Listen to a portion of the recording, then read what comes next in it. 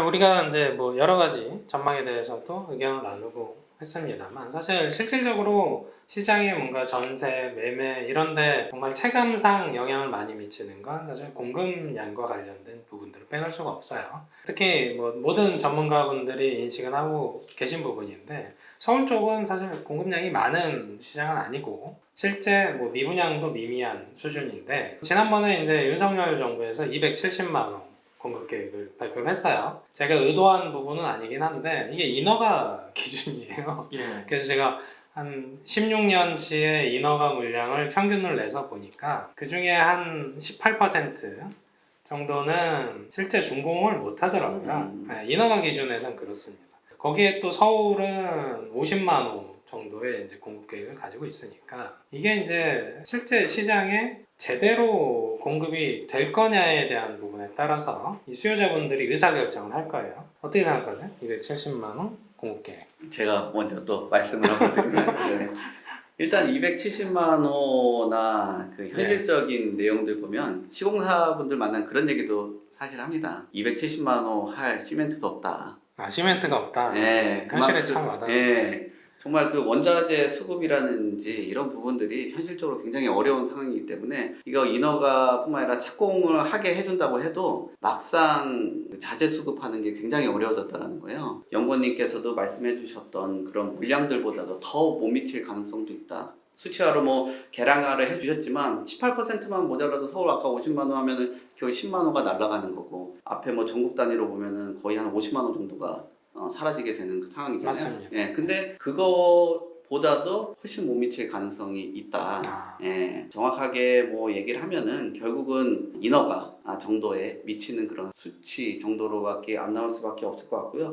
또 시공사가 요즘 주택 경기가 안 좋다 보니까 뭐 자금 조달 문제라든지 조합들하고의 갈등, 또 갈등 안에서 보면은 이런 요구들도 상당 부분 있다라고 해요. 자재에 대한 수준 이런 부분은 올려달라고 하고, 공사비는 낮춰달라고 하고, 뭐 지질에 대해서 약간 변화가 있거나 우리가 공사 난이도에 따라서 뭐 토지에 안반이 나오거나 그러면 추가 공사비 같은 게 나오잖아요. 이런 것들을 인정을 안 해준다라는 얘기들에서 서로 막 소송도 하고 있었던 거거든요. 그러니까 지금은 예전엔 조합이 상당 부분 갑이고 시공사가 딸려가는 그런 입장에서는 있었는데, 지금은 시공사가 엄청 힘이 좀 더 좋아졌고 그런 상황이에요. 그러면 이 시공사들이 시장을 끌고 가려면은 어떤 자재 조달이라든지 금융적인 지원이나 조달을 해줘야 되는데 그게 지금 현실적으로 어렵다는 거예요. 자재도 비싸고 수급도 안 되고 금융에 대한 비용도 높다 보니까 시공사들이 발을 한 발 빼고 사업성이 확보가 된 현장만 가려고 하는 거거든요. 현실적으로 봤을 때는 뭐 270만 원, 서울 50만 원은 연구원님께서 말씀하시는 것보다도 더 암울한 성적이 나올 수 있겠다라고 생각이 들어요.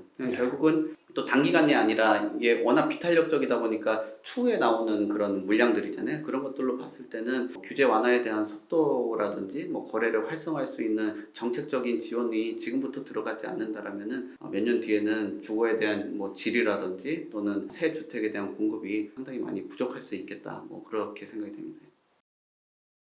이번 그 270만 호 공급에 대한 로드맵이 상당히 방대한 양을 담고 있기 때문에 세세하게 어떤 항목들에 대해서 좀 집중적으로 말씀드려야 될지 좀 생각 좀 해봤는데요. 일단 이 로드맵이 발표됐던 배경 자체가 현 정부에서는 그 지난 수년간 그 집값이 급등했던 주된 원인을 공급 부족에서 원인을 찾아서 가장 큰 기치로 내걸었던 게 공급 확대. 그래서 270만 원 발표가 나왔는데 사실 이거는 그 주택 가격이 상승기하고 하락기를 좀 나눠서 좀 봐야 될 것 같은데, 공급에 대한 발표가 있었고 실질적인 공급이 이루어지지 않았음에도 불구하고 시장은 올해 들어서 갑자기 급냉하는 분위기 가 전개가 되다 보니 공급이 없어도 가격이 어찌 보면은 이제 잡히는 이런 상황이 됐습니다. 그리고 지난 정부하고 가장 큰 차이점이 공공주도가 아닌 이제 민간을 참여시켜서 공급을 활성화하겠다. 그래서 그러기 위해서는 이제 규제를 풀겠다. 뭐 이런 내용들이었는데, 아까도 연구원님 말씀해주신 것처럼 인허가를 득하고 나서 착공까지 옮기는데 그 착공률을 보니까 올해 국토부 자료를 제가 인용해 보니까 한 60% 정도 남짓입니다. 그러면은 그 사업 시행 주체의 계산이 좀 달라졌다라는 얘기인데, 예전에는 규제로 인해서 인허가가 어려웠다라고 하면 지금은 인허가를 득해도 이걸 착공에 옮겨도 이게 사업성이 안 맞는다라는 얘기거든요.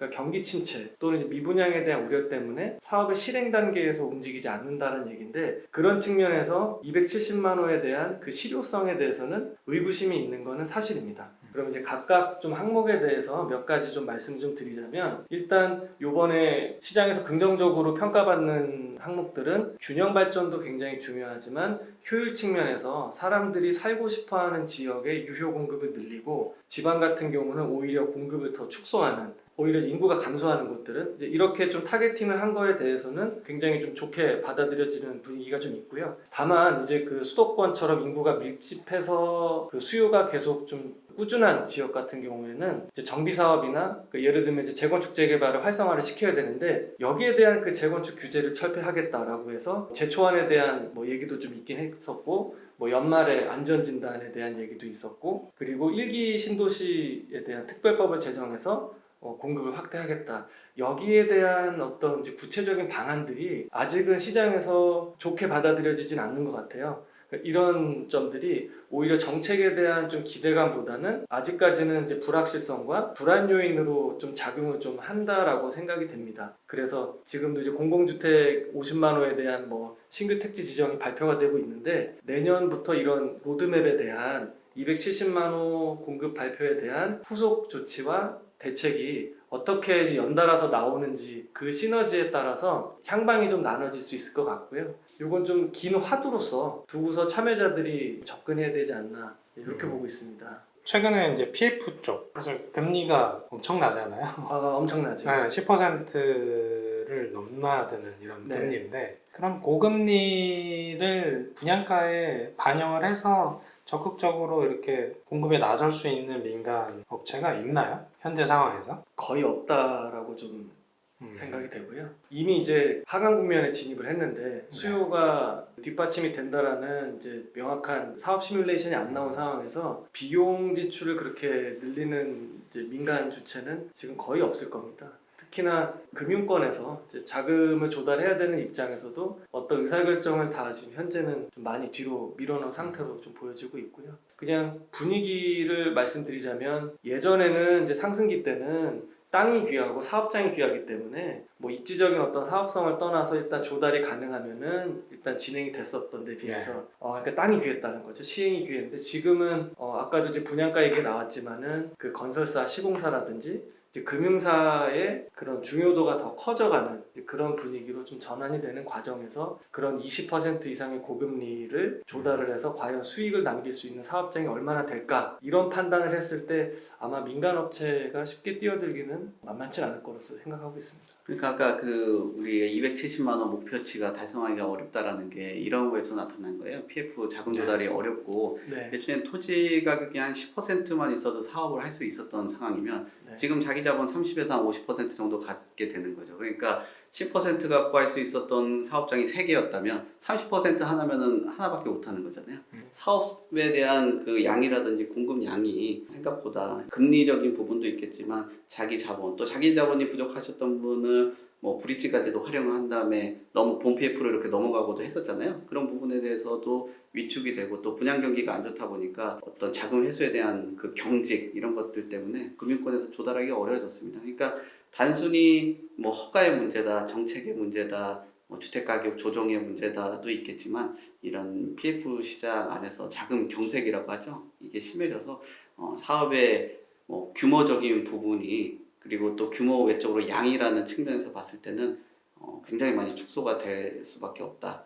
한 가지만 좀 더 말씀드리고 싶은 게 있는데요. 사실은 이제 상승기 때는 이제 좀 이런 사업 구조가 많이 좀 긍정적인 방향으로 흘러가다 보니까 그때는 민간으로 가야 되는 게 맞는 것 같고, 오히려 지금처럼 이제 불투명성이 좀 크고 리스크가 좀 있을 때는 오히려 그래서 정부 주도의 공공에 대한 그 공급이 좀 더 어느 시점보다 중요한 것 같은데, 일단 270만 원 인허가 기준으로 이 정책에 대한 실효성을 얘기할 때 민간을 통해서, 민간은 어쨌든 수익이 나질 않으면 참여를 안 하지 않습니까? 그러면 이게 이제 지속적으로 그 공급에 대한 시그널을 참여자들한테 주기 위해서는 그 계획했던 이제 공공 물량에 대한 이제 차질 없는 공급이 좀 중요할 것으로 이렇게 보고 있습니다. 사실은 시장이 침체돼 있잖아요. 거래량도 침체돼 있고, 정부도 사실은 경착륙을 원하진 않아요. 그러면 후폭풍이 크니까. 그러다 보니까 최근에 규제 지역들이 확 다 빠졌잖아요. 그래서 지금 이제 이 상황이 사실은 아까 말씀하신 것처럼 상당 기간 지속된다라는 쪽의 관점이 모아진다고 하면 결국은 규제 지역에서 서울 그리고 이제 경기도 4개 지역도 빠질 것 같은데 어떻게 보세요, 위원님? 그 빠질지 안 빠질지 글쎄 뭐 현 시점에서 알 수는 없겠지만 예. 일단 정부 입장에서는 서울이랑 이제 경기 뭐 4-5 지역의 규제 지역은 아마 정책으로 시장을 컨트롤하기 위한 하나의 카드로서 어느 정도 시점까지는 계속 가져갈 확률이 좀 높을지 않을까 이렇게 생각을 좀 하고 있고요. 말씀해 주신 것처럼 처음에는 이제 정부에서도 시장에서 가격을 균형 가격을 적정 수준까지 찾아갈 때까지 선제적인 정책 대응이 아니라 시장 상황을 모니터링하면서 순차적으로 또 단계적으로 완화의 폭을 좀 가져가겠다라고 했는데 지금 시장에서는 생각보다 이렇게 뚝뚝 떨어진 이제 경착륙 우려가 좀 커지지 않습니까? 그러면서 아마 이제 서울이랑 경기 몇 곳만 빼놓고 나머지 규제 지역을 전부 없앤 것도 나름의 어떤 선제적인 대응이라고 좀 생각을 좀 하고 있는데요. 저는 개인적인 생각일 수도 있겠습니다만 그 서울과 나머지 경기 수도권 일부도 규제를 좀 풀어야 이런 현장은 굉장히 지금 분위기가 안 좋거든요. 많이 안 좋죠. 예, 많이 안 좋기 때문에 좀 풀어야 이런 경착륙에 대한 우려가 조금 해소가 되고 그리고 거래가 조금씩 살아나면서 좀 정상화되고 그러니까 이거는 좀 잘못된 발언이 아니라 그러니까 집값을 뭐 하락을 멈추고 다시 반등 이런 의미가 아니라 그 사실 사람들이 살다 보면은 이사도 가야 되고 직장도 옮길 수도 있고 자녀 교육 때문에 이렇게 주거에 대한 이주에 대한 좀 그런 유연성이 있어야 되는데 사실 지금은 주거 이동이 사실상 막혀 있는 분위기나 다름이 없어서 원할 때 팔지도 못하고 사지도 못하는 상황이라서 이런 측면에서도 규제 지역은 해제할 필요가 좀 있다라고 좀 생각이 됩니다. 그리고 무엇보다 이걸 좀 더 정상화하기 위해서는 규제 지역 해제뿐만이 아니라 다주택자들이 그렇게 좀 안 좋은 프레임으로만 볼 것이 아니라 시장을 움직일 수 있는 한 동력의 축으로 좀 보면서 신규 취득을 할 수 있는 여건을 좀 열어놔야 비로소 실수요 시장에다가 자산 시장의 특성이라 할 수 있는 저점이라고 생각됐을 때 들어올 수 있는 투자 수요가 진입할 수 있는 길을 좀 더불어서 이렇게 하면은 좀 더 거래 정상화라든지 시장 경착륙을 막는 데 좀 도움이 되지 않을까 이렇게 좀 분석을 하고 있습니다. 네, 뭐 은연중에 말씀을 주셨습니다만 해제돼야 된다. 예. 어떻게 생각하세요?